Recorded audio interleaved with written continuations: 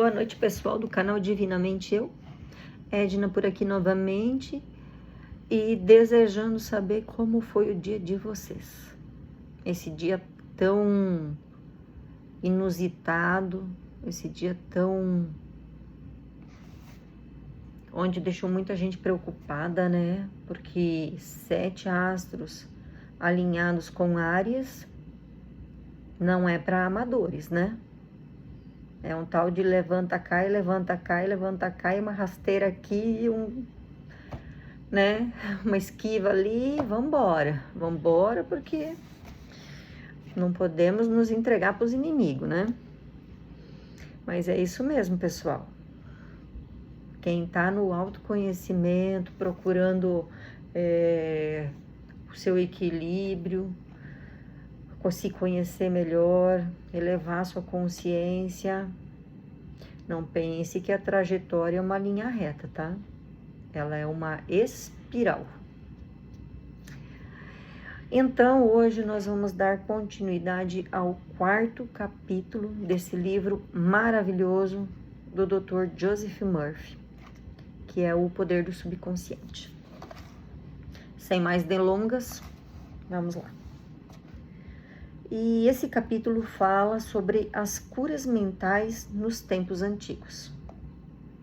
Através dos tempos, indivíduos em todos os continentes, climas e culturas souberam instintivamente que em algum lugar havia um poder curador que podia restaurar as aptidões e funções do corpo humano, trazendo-o de volta ao estado normal de eficiência e boa saúde.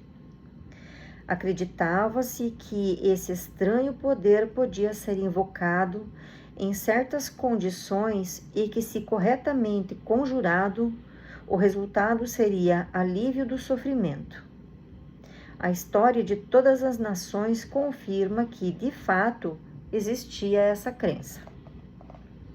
Na história antiga, dizia-se que o poder de influenciar o homem secretamente para o bem ou para o mal, incluindo a cura de doentes, era prerrogativa de sacerdotes, sacerdotisas e pessoas sagradas.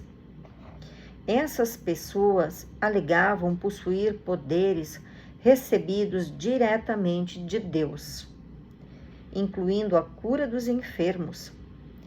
As técnicas e os processos de cura variavam em todo o mundo, embora de maneira geral incluíssem súplicas e oferendas ao Deus e cerimônias variadas, tais como imposições de mãos, encantamentos e o uso de amuletos, talismãs, relíquias e imagens.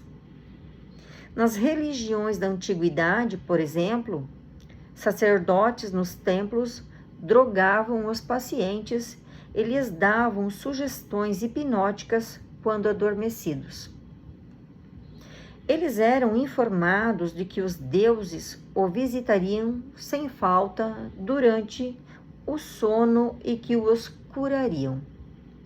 Numerosas curas aconteciam. Os devotos de Hécate recebiam instruções para misturar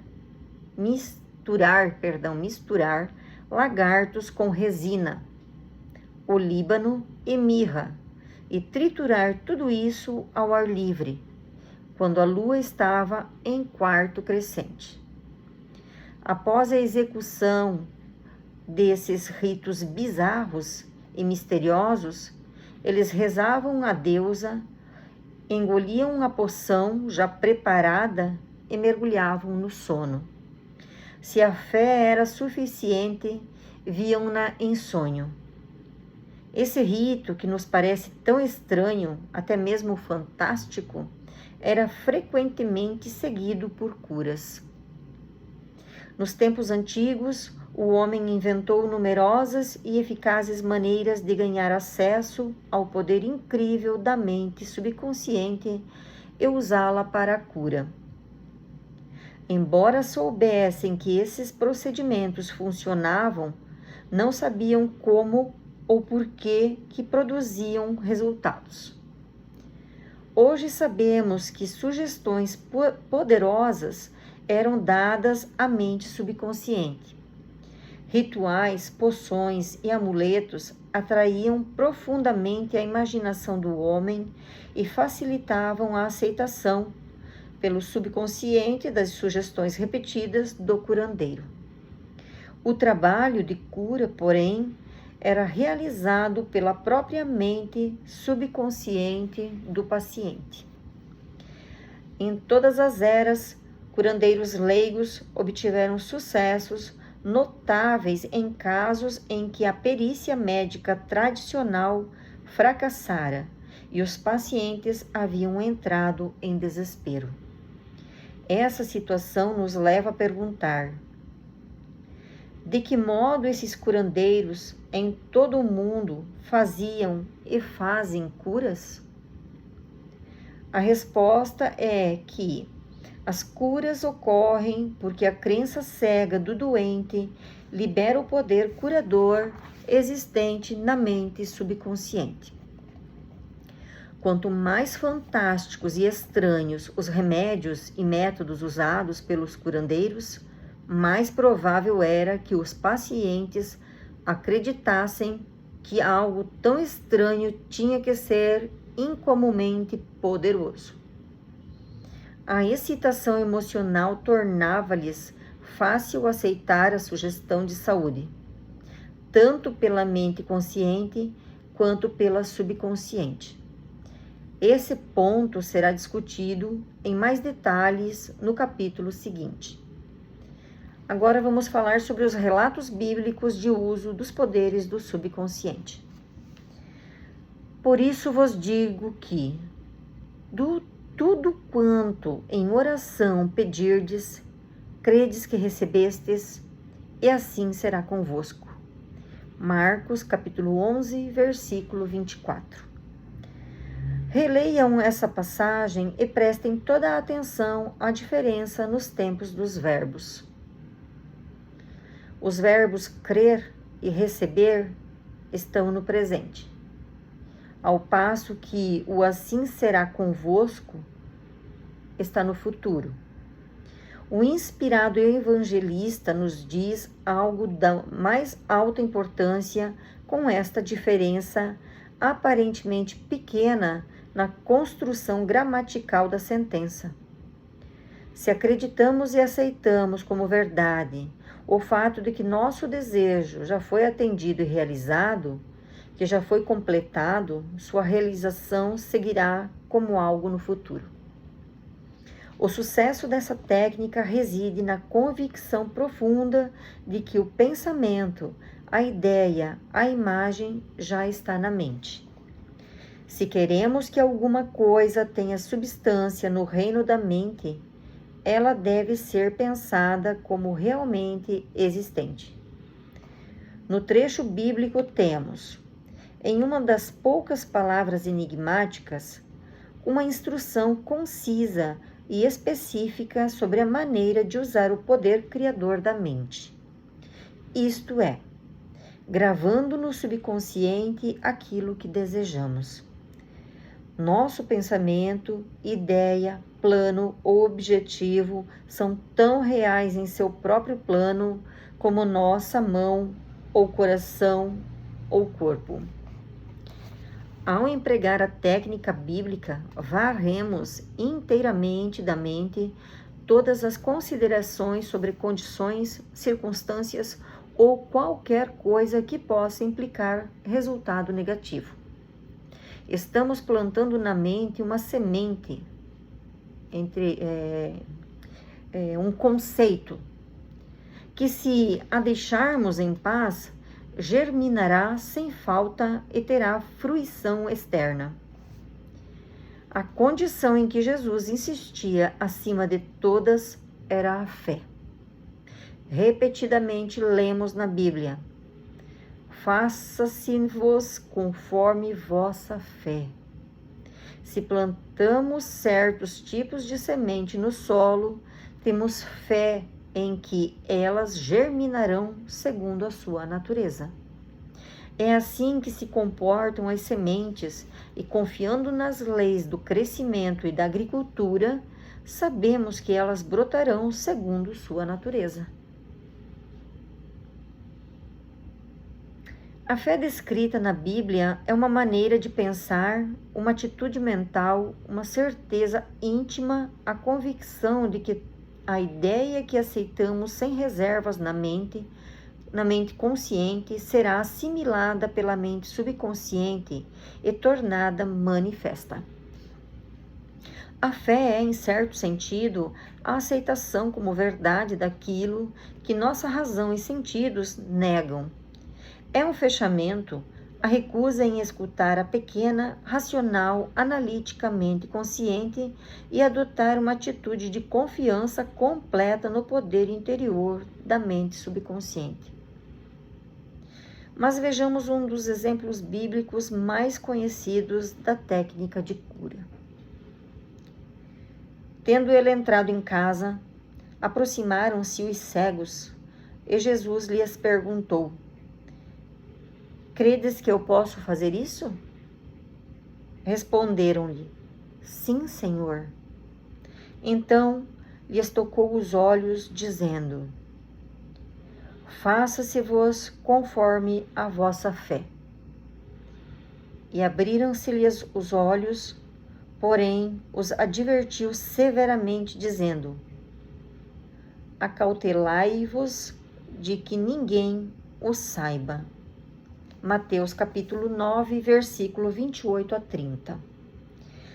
Ao dizer, faça-se-vos conforme a vossa fé, Jesus estava pedindo abertamente a cooperação da mente subconsciente dos cegos, cuja fé era a grande esperança, o sentimento profundo, a convicção interior de que alguma coisa milagrosa aconteceria, que a prece que haviam feito seria atendida.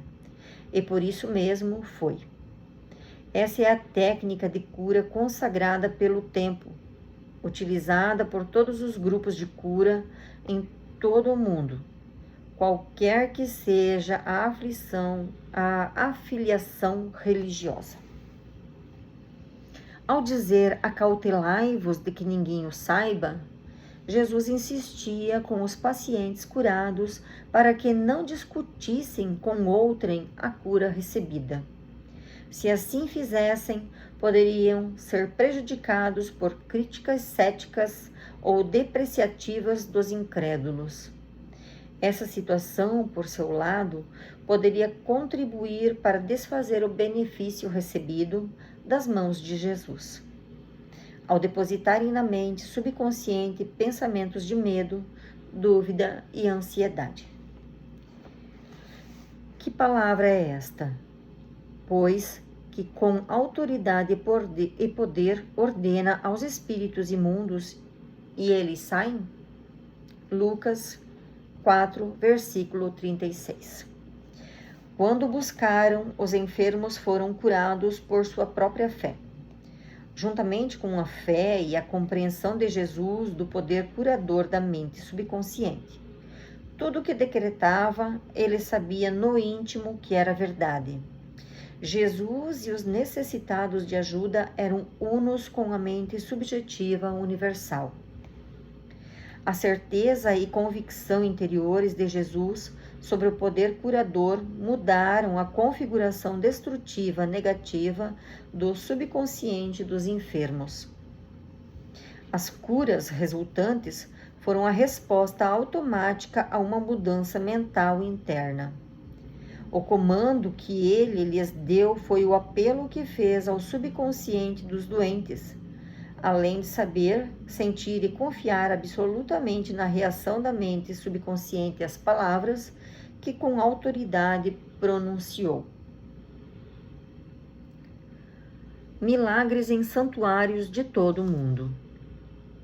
Em todos os continentes, em todos os países, curas acontecem em santuários. Alguns são mundialmente famosos, outros conhecidos apenas dos que moram nas suas proximidades. Mas famosos ou obscuros, as curas ocorrem por motivos idênticos e por meio dos mesmos poderes da mente subconsciente. No Japão, visitei vários santuários famosos. A peça central do mundialmente conhecido santuário, vou falar aqui o nome, mas nem sei se está certo, tá? Ainda mais em japonês. Santuário de Diabutsu. É uma gigantesca estátua de bronze de 12 metros de altura, de Buda com as mãos postas, a cabeça inclinada em êxtase profundo. Observei velhos e jovens depositando oferendas aos pés da estátua. Dinheiro, frutas, arroz, laranjas. Os devotos acendiam velas, queimavam incenso e entoavam preces com pedidos. Escutei atento o cântico de uma mocinha enquanto ela entoava prece de cabeça baixa e apresentava 2 laranjas como oferenda. Nesse momento, ela agradecia a Buda por ter-lhe restabelecido a voz. Tendo-a perdido, recuperou-a no santuário. A fé simples em que Buda lhe restituiria a voz de cantora, se seguisse certo ritual, jejuasse e fizesse certas oferendas, a havia ajudado a despertar em si mesma a esperança. Como resultado, condicionou a mente até chegar a crer. Em seguida, o subconsciente transformou a crença em realidade. Não podemos enfatizar suficientemente o poder da imaginação e da fé total. Um exemplo maravilhoso nesse particular é o de um parente meu, residente em Perth, cidade do oeste da Austrália, que sofria de tuberculose. Tinha os pulmões profundamente afetados. O filho resolveu ajudá-lo a curar-se. Foi visitá-lo em casa. Ele disse que conhecera recentemente um monge andarilho dotado de estranhos poderes. O monge regressara pouco tempo antes de uma longa estada em um dos santuários de cura mais famosos da Europa. Nele conseguira um minúsculo fragmento da verdadeira cruz, engastado em um anel dos tempos da Idade Média. Ao longo de séculos, incontáveis sofredores haviam sido curados após tocar o anel ou o fragmento da cruz. Ao ouvir essa história, o filho contou ao monge a doença do pai. Ele lhe implorou que lhe emprestasse o anel. O monge concordou. Em vista disso, o filho lhe fez um donativo espontâneo equivalente a $500. Quando mostrou o anel ao pai, o idoso cavalheiro praticamente arrancou-o de sua mão. Apertou o anel contra o peito, orou em silêncio e foi dormir. Na manhã seguinte estava curado. Todos os testes clínicos deram resultado negativo. Curas como essa acontecem o tempo todo. O mais notável em tudo é que a espantosa história do filho não passava de uma invenção. Na verdade, ele pegara um fragmento de madeira comum na rua, levara-o a um joalheiro e mandara engastá-lo em um anel de desenho antigo. Em seguida, deu-o ao pai. O leitor sabe, naturalmente, que não foi o pedacinho de madeira apanhado na rua que curou o pai do rapaz. Não foi a imaginação despertada em grau intensíssimo, além da esperança confiante em que ficaria inteiramente curado.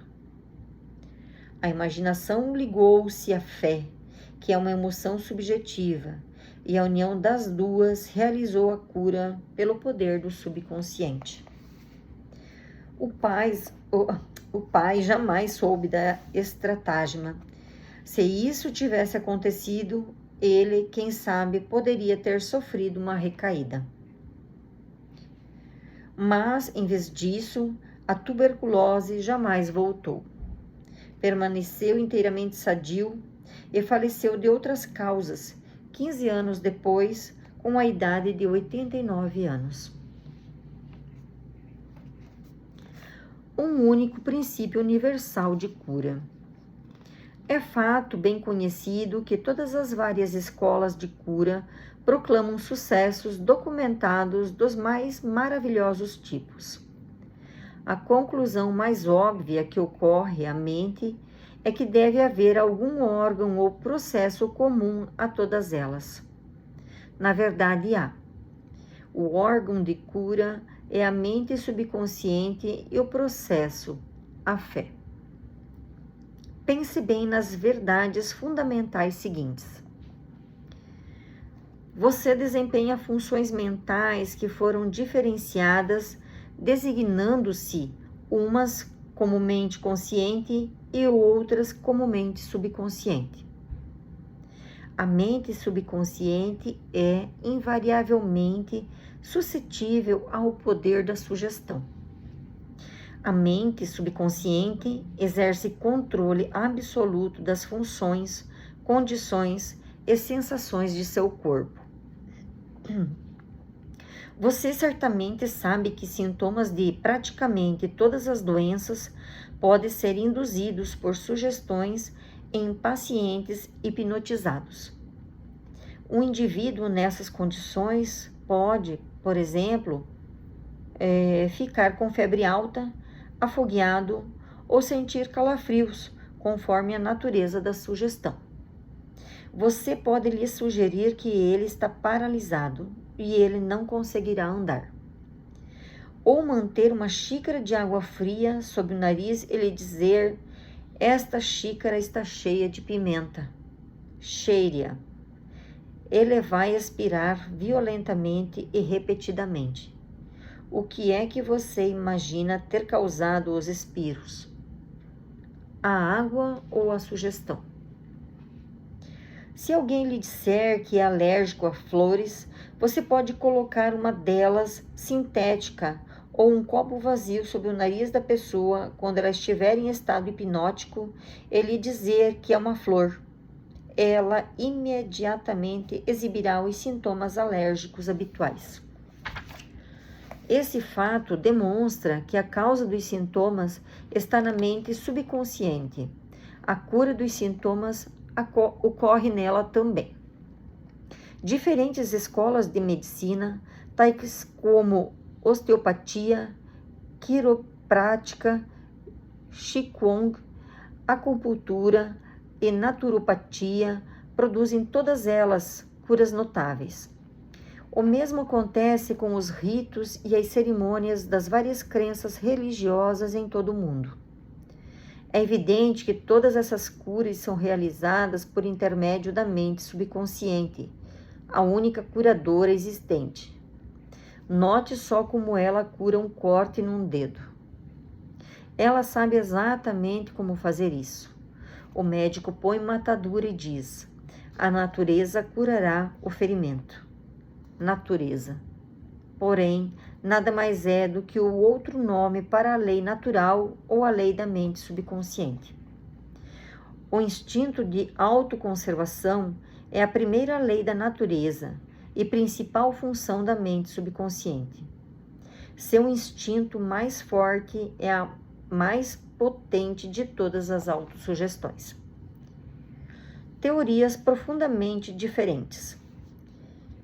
Muitas e diferentes teorias de cura foram propostas por diferentes seitas religiosas e grupos de terapia pela prece.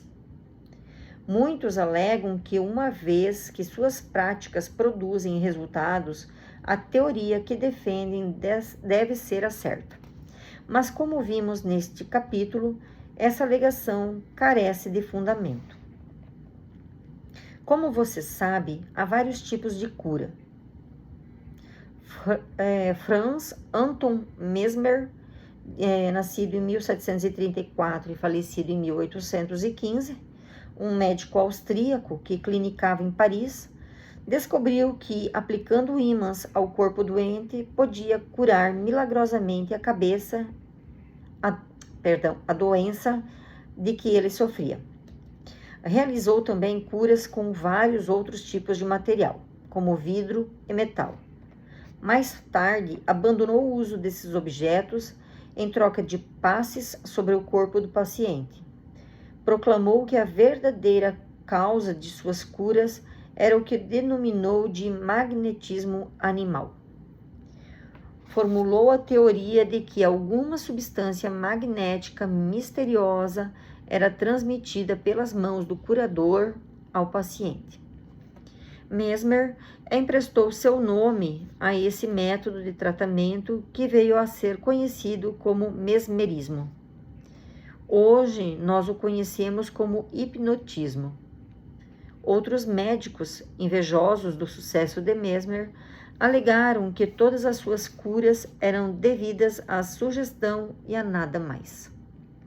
Quando pressionados, porém, tiveram que confessar que não sabiam como o poder da sugestão produzia efeitos tão notáveis. Todos esses grupos, psiquiatras, psicólogos, osteopatas, quiropráticos, médicos e grupos religiosos de todos os tipos, utilizam o poder universal único existente na mente subconsciente. Todos podem proclamar que as curas são explicadas por suas teorias, embora a verdade seja muito diferente. O processo da cura, qualquer que seja ela, é uma atitude mental definida, positiva, uma atitude interior ou maneira de pensar, denominada fé. A cura é devida a uma esperança confiante, que atua como sugestão poderosa à mente subconsciente, liberando seu poder curador. Ninguém cura usando um poder diferente do usado por outro. É bem verdade que ambos podem ter teorias ou métodos próprios, mas só há um único processo de cura, o da fé.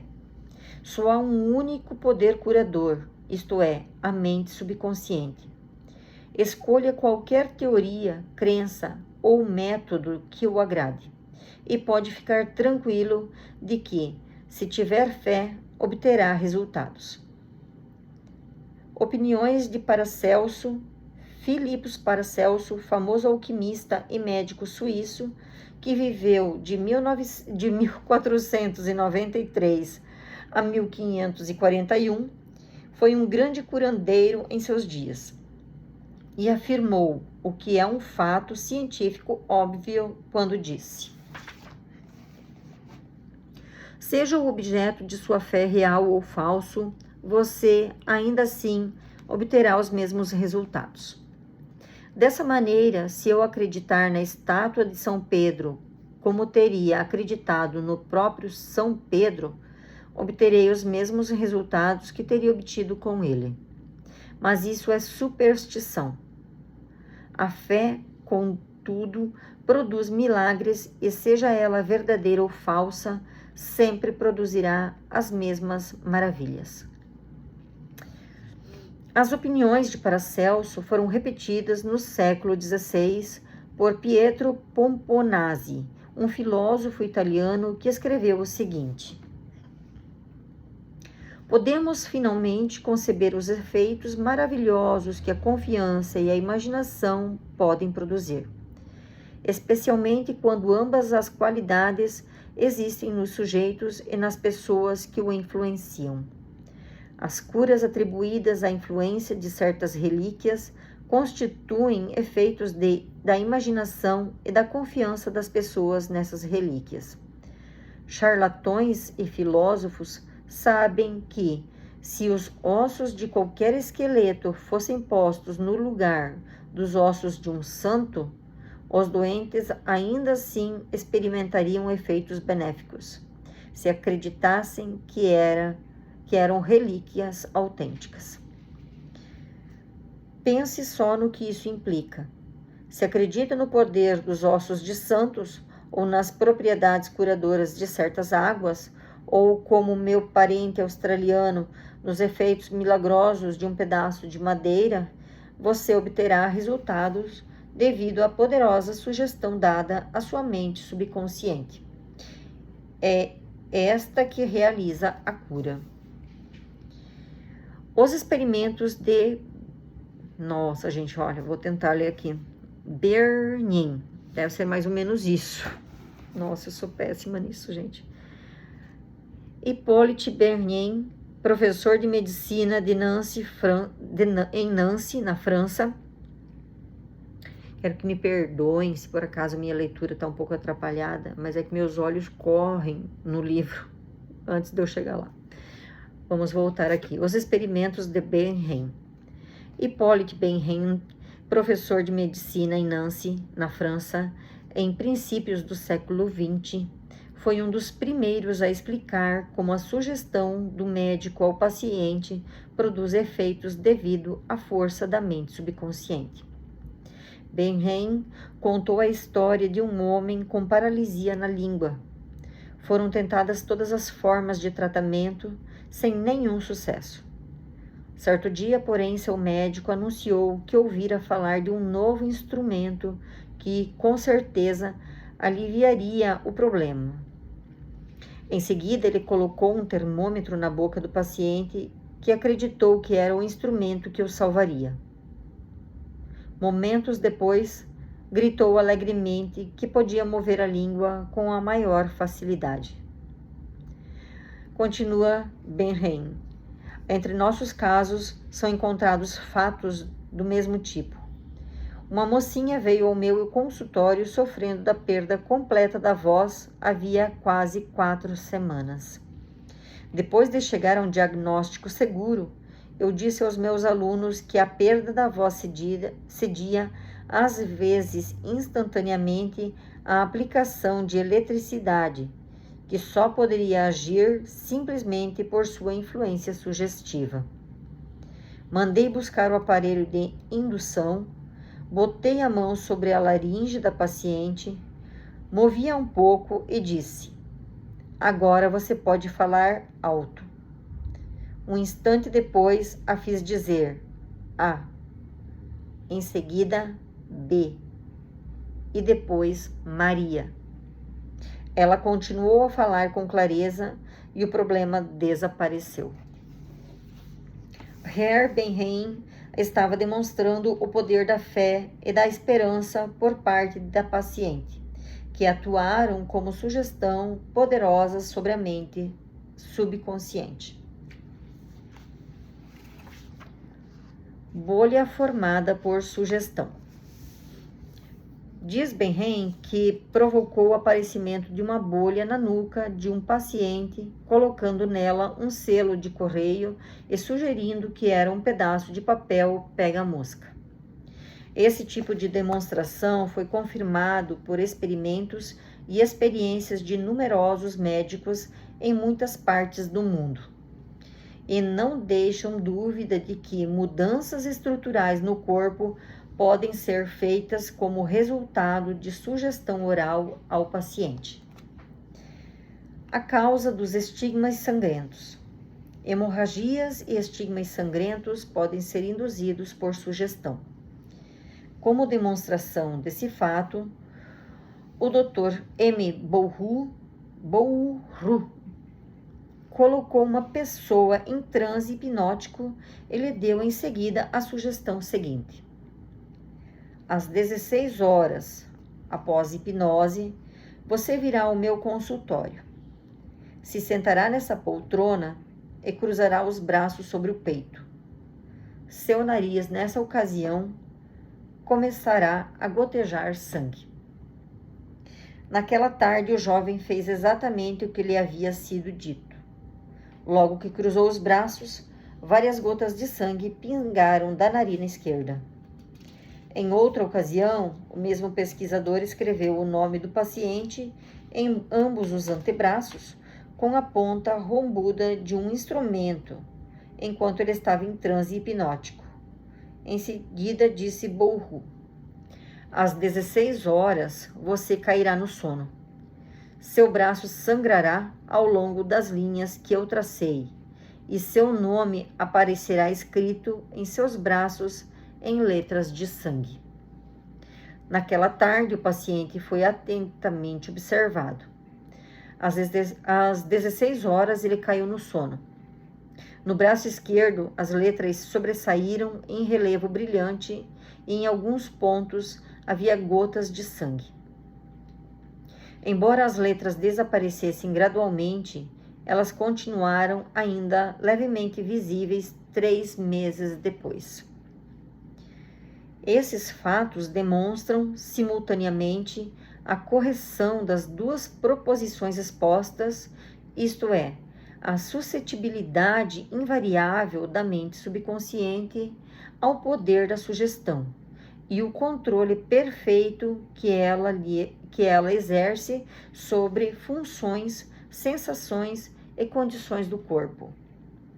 Todos os fenômenos citados retratam vividamente condições anormais, induzidas por sugestões, e são provas exclusivas de que, assim como o homem pensa em seu coração, que é a mente subconsciente, assim ele é. Agora vamos recapitular os pontos importantes sobre o que foi falado aqui. Lembre frequentemente a si mesmo que o poder curador está em sua mente subconsciente. E na sua mente subconsciente você tem o poder de curar, como tem a triste função também, né? Se você não souber usar o subconsciente, de causar a doença, os infortúnios. Convença-se de que a fé é como uma semente plantada no solo e que cresce segundo sua natureza. Plante a ideia, a semente, né? Entre parênteses, semente, na mente, regue-a e fertilize-a com esperança e ela brotará. A ideia que você tem para um livro, invenção ou peça é real em sua mente. Essa é a razão por que acredita que tem agora. Acredite na realidade da sua ideia, plano ou invenção, e ao fazer isso, ela se concretizará. Ao rezar por outras pessoas, saiba que seu conhecimento interior, silencioso, da completude, beleza e perfeição podem mudar as configurações negativas da mente subconsciente da outra pessoa e produzir resultados maravilhosos.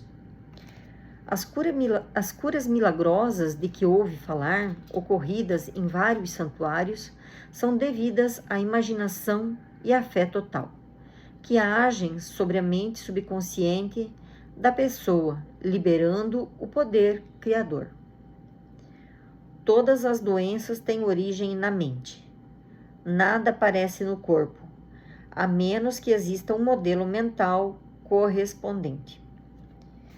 Os sintomas de praticamente todas as doenças podem ser induzidos por sugestões hipnóticas. Esse fato demonstra o poder de seu próprio pensamento.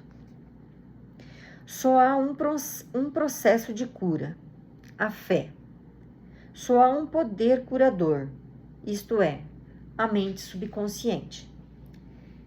Seja real ou falso, o objeto de sua fé, você obterá resultados. A mente subconsciente reage ao pensamento que está em sua mente. Pense em fé como um pensamento na mente e isso será suficiente. Então, hoje, demos por finalizado o capítulo 4 desse maravilhoso livro, né? Que torna a oração fácil, que torna de fácil compreensão um método de você implantar na tua mente subconsciente as coisas positivas, né? O ser humano tem uma tendência para o negativo. Liga a televisão, já vai procurar a notícia. Não tem nenhuma boa, você não encontra. Você pode mudar de canal várias vezes, você não vai encontrar. Você vai na internet procurando se distrair, o que você acha? Mais, né, coisas pesadas, mais situações. E olha, você tem total liberdade para trocar de canal, para procurar na internet por coisas leves, coisas que te façam sorrir, ir em busca de ver os teus planos, realizações, conhecer lugares, é uma infinidade de coisas, né? Opções são variadas para você sair do sintoma do negativismo, mas a tendência do ser humano já nos leva a essas situações. Então, o necessário é a gente ter, em primeiro lugar, eu acredito que seja força de vontade. Em primeiro lugar, precisamos ter força de vontade. Segundo, eu acredito muito em ter uma base sólida. Em terceiro lugar, disciplina. E claro, em tudo isso aqui, regado de muita fé.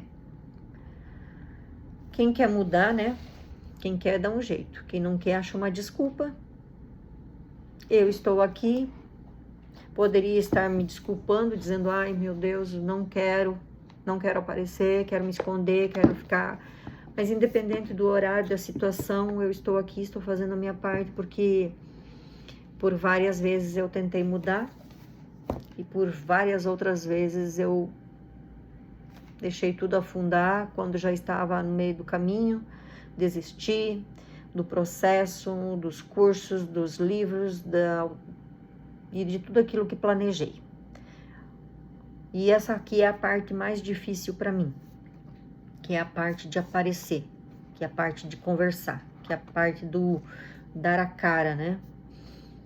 Mas eu estou aqui e estou decidida que vou até o fim, porque não vou mais abaixar a minha cabeça, quero a mudança, desejo a mudança e quero ser essa mudança.